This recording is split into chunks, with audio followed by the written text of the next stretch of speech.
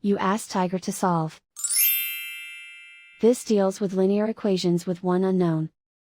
The final result is x equals 4. Let's solve it step by step. Simplify the expression. Group like terms. Expand the parentheses. Multiply the coefficients. Simplify the arithmetic. Expand the parentheses. Multiply the coefficients. Simplify the arithmetic. Group like terms.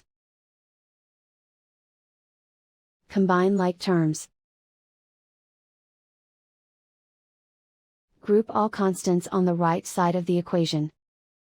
Subtract 59 from both sides.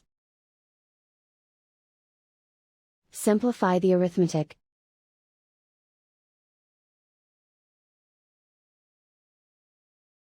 Isolate the x. Divide both sides by -12.